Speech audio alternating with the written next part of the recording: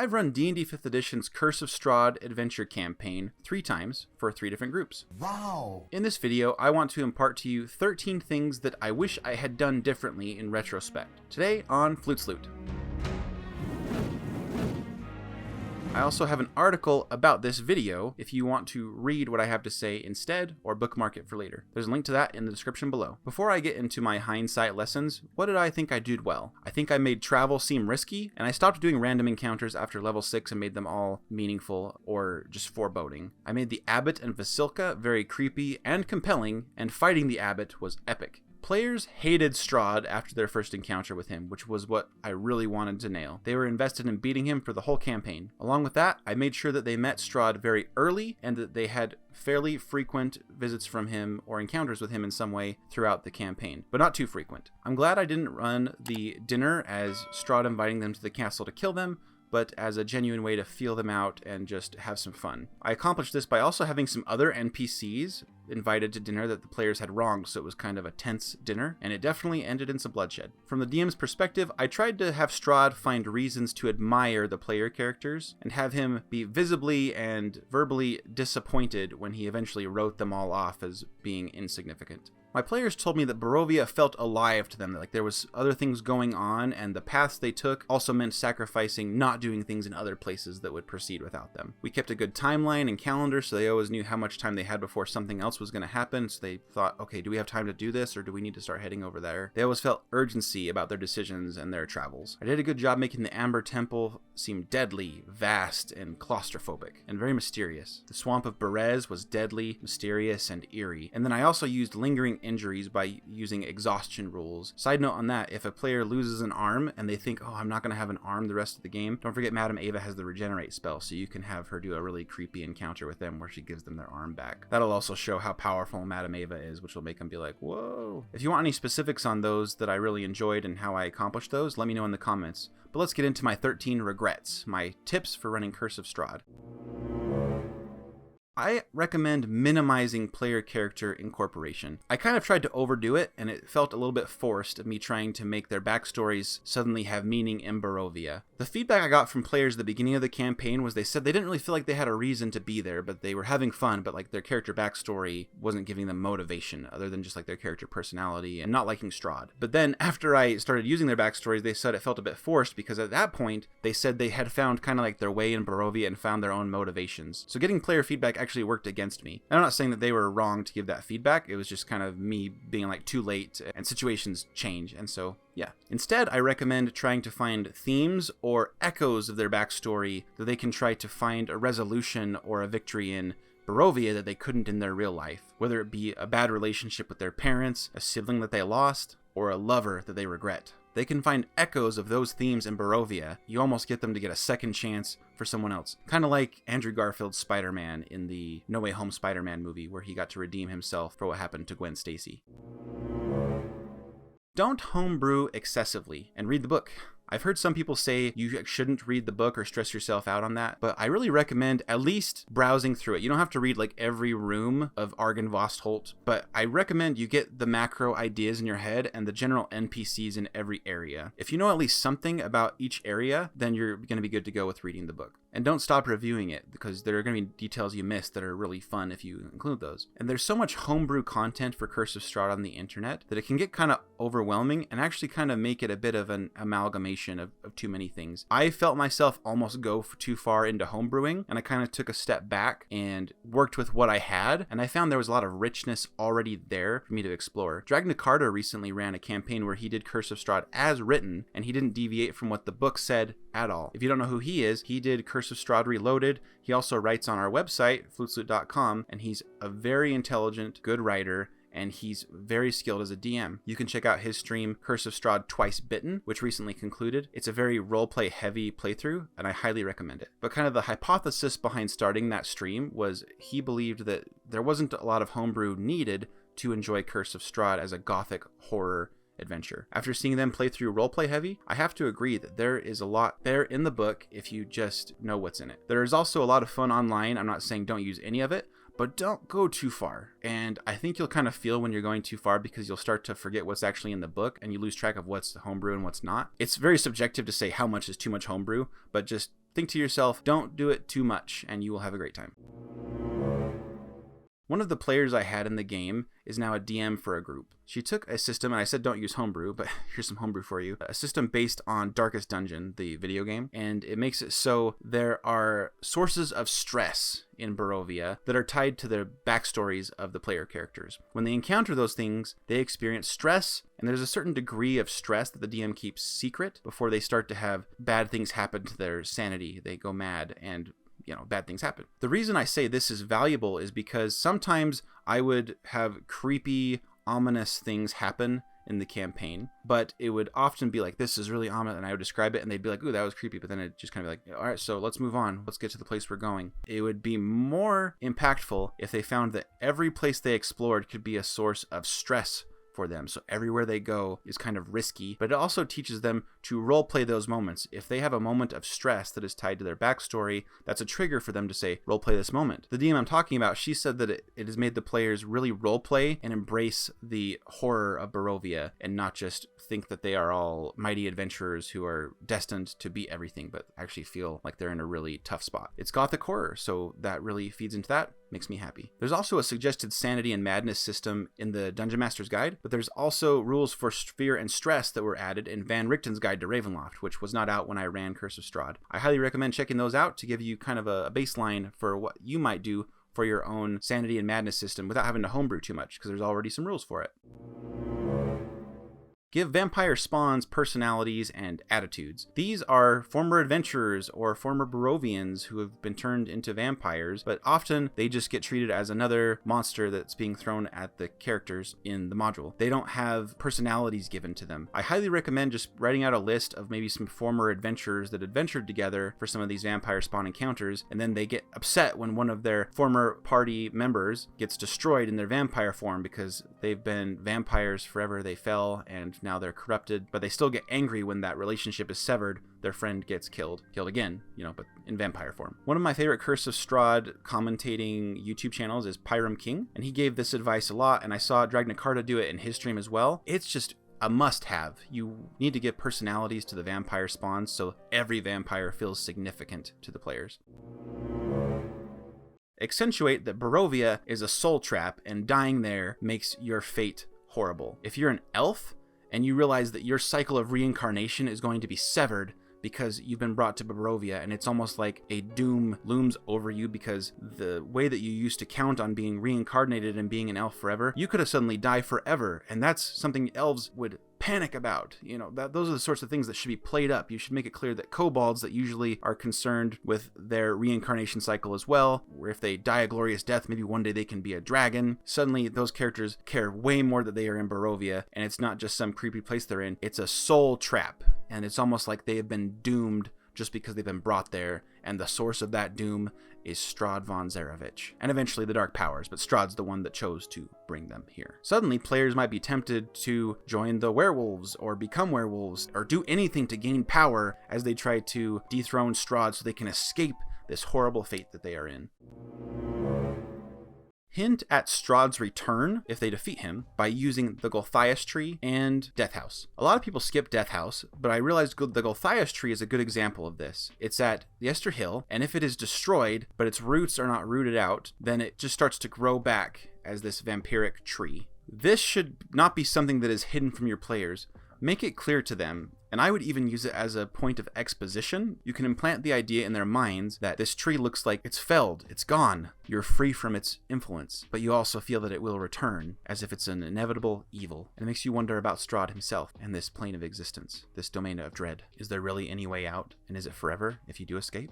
Something like that can really get the players thinking, and then if you choose to keep the ending as written, where Strahd will always return, and there's not a way to make his death permanent, to dethrone him or something like that, then I highly recommend letting the players kind of know that's going to happen. So it's not just a surprise, like, oh, we killed him and we escaped, and then he just comes back, whatever, I'd like to kind of foreshadow that a little bit more, I guess is what I'm getting at. And I mentioned Death House. Death House rebuilds itself and acts like nothing ever happened, and so it can be the same kind of thing, hinting at Strahd's eventual return. Of course, if you're homebrewing that there's a way to dethrone Strahd entirely, which I did do, then this can be the beginning of seeding the idea that you need to find a permanent way to defeat him and not just a temporary one. Remove the road to Yester Hill. It's supposed to be like this wilderness, druid, overgrown place, and they're the enemies of the winery, but it's just up the road, and who's maintaining this road? No one's trading with them, and they're always like covered in mud, like creeping through the forest. Why would there be a road? That just seems strange. So I would just take out that road. I know it's a weird example, but just get rid of the road and make wilderness travel to Yester Hill far creepier, because they're not just on a road. They need to navigate these woods, and they probably see a bunch of Blair Witch type symbology to signify that they're getting close to this druidic domain. Describe the stinging nettle and the thick mud and the thunderstorm beginning to gather strength that just seemed to be sitting over Yester Hill. Don't miss that opportunity. Give anonymous notes and letters. Players will always suspect Strahd is giving them false information when he gives them information. If he writes them a letter, they will think that there is something two-faced about it. I've heard many people say that Strahd at dinner could say, "Oh, have you found the traitor amongst you yet?" But players are typically just going to metagame and say like, "Well, none of us are a traitor, so he's just lying. He's trying to turn us against each other," something like that. Some players might wonder, but in general, I found a lot of players, if I tried to sow discord amongst them or distrust, that it didn't really work just because of the meta of the game. But if you give them letters or clues from unsigned letters or from people who they don't even know, just some nobody hands them a letter saying, "I was paid to give you this," and it gives them misinformation about an NPC, then that's a whole different story, because you want to sow rumors about who's a Strahd spy. Strahd is Strahd, and the players are players, but everyone else, they don't know who to trust. They don't know what the truth is behind certain people. So that's where you can really have fun, is sowing discord between the party and the NPCs that they think they can trust, or get them to trust someone that they really shouldn't.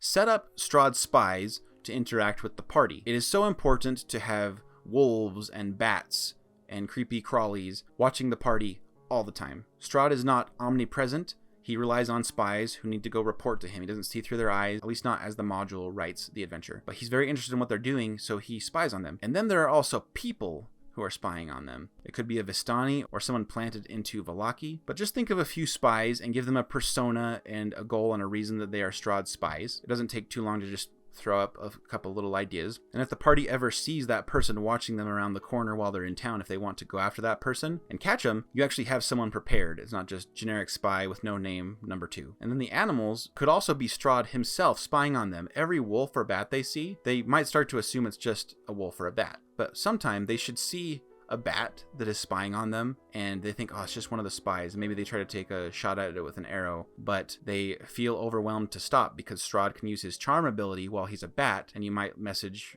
one of them privately like, "You should try to get your allies to not shoot at that bat." And they might say like, "Oh, don't harm the little thing." You know, it might seem innocent because the other players won't know that that person's been charmed. You can have some real fun with this. And then when they try to shoot a bat and it turns out to be Strahd himself and he mocks them for their paltry attack, you could definitely set up some fun encounters based on that.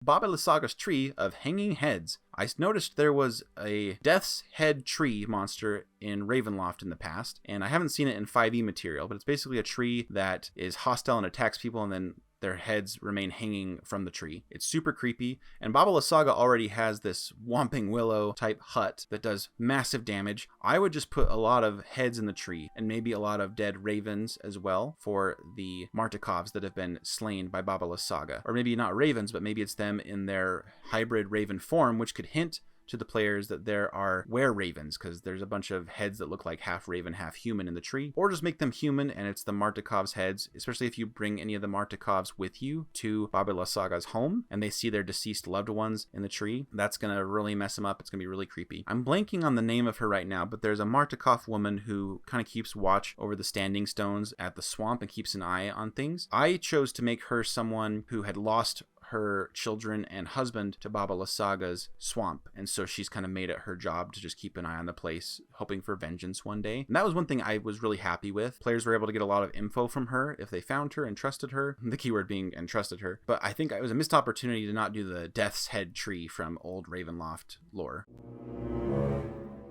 Activate Vistani curses. I tried to be too optimal as a DM, and oftentimes I'd think, oh, it's not a good idea for this Vistani to use this curse because of the downside and all that stuff. But I should have just used it more. I should have made the Vistani embrace their mystic curse that they can put on people. Just use that more often, whether it be Arigal or Esmeralda. I just wish I'd used the Vistani's curses more. They're interesting. I watched the movie The Lighthouse with Willem Dafoe and Robert Pattinson, and I loved Willem Dafoe's monologue where he invokes a curse on his companion Robert Pattinson for saying he didn't enjoy the way he cooked his lobster and they were butting heads a lot. And he invoked Neptune in the sea to curse him. And oh, it's so good. And I wish the Vistani, I had used them to invoke really scary curses on people and their eyes are lighting up like they're possessed, you know, and that just would have been really fun. If you're not sure what to do with those curses to make them more fun, Van Richten's Guide to Ravenloft has rules for curses that are worth reviewing, and I highly recommend checking it out.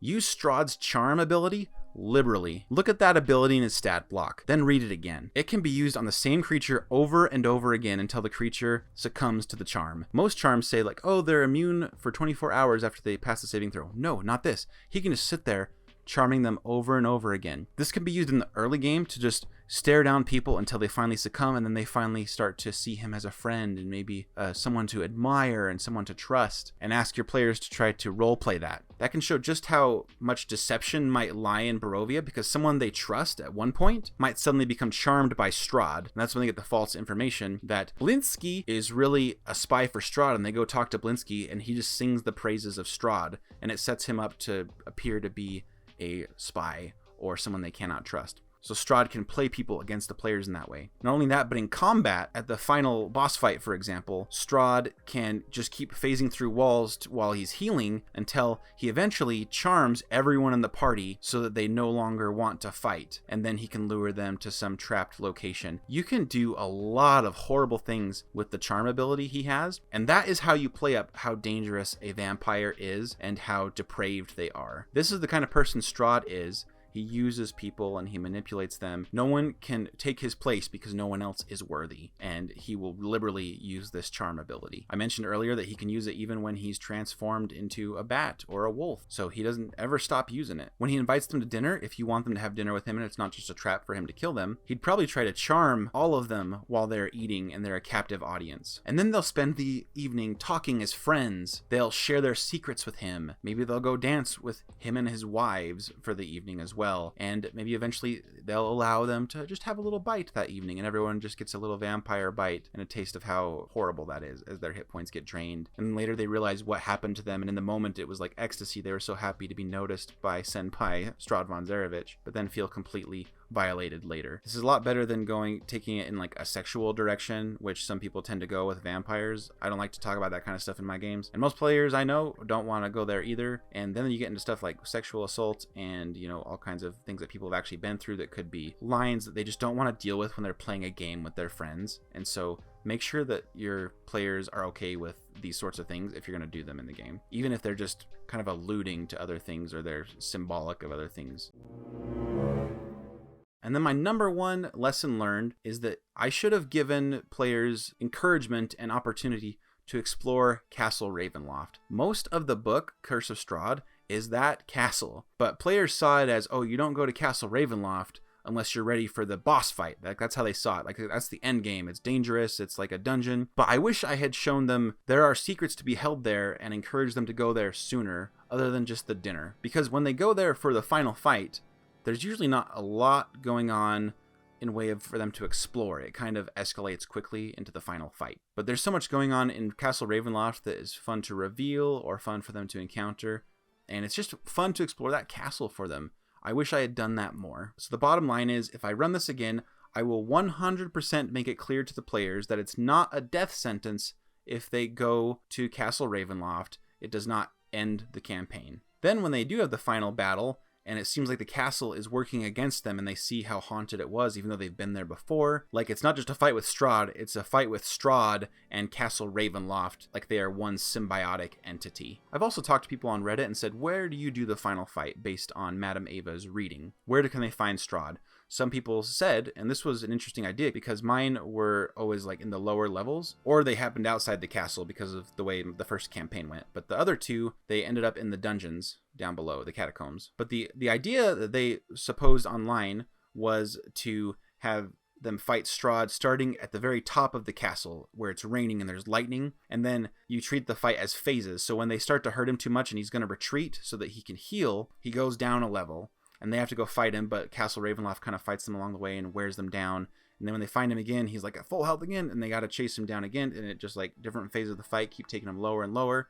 Maybe the elevator trap gets used against them. If you're going to use that, that would split them up. But eventually they end up in the catacombs and they fight, and they see Strahd's smoky, misty self go to his crypt, and there they can try to end him for good, or so they think. That way they get a whole tour of the castle for this combat, but that's obviously a lot of work. I know not every group is going to have that work for them, or they might get tired of it by then. But it is an idea that I highly recommend you consider. Where do you want this final fight to happen? What meaning is going to be in that location? I also really like to stick to the card reading and just see where they get placed to find Strahd for the final fight, but the final fight can definitely travel, and you can have certain places that Strahd's going to take them that is going to have meeting, and he can have different monologues. That can really make the last fight a lot more fun than just wandering in one location like it's just the usual boss fight in a room. Not only that, but if it ends in the catacombs, Strahd can be going in and out of the different crypts that are down there, and some of them can be pretty dangerous, so the players try to go in to like get at Strahd while he's inside one of those. They can fall into traps, get teleported. Strahd should use these traps that are in his castle, and I think that would be a lot more fun. Learn the castle and get the players to explore it, and then use it to the utmost as you can for the final fights and all the encounters along the way. What tips do you have if you run Curse of Strahd, or what questions do you have if you're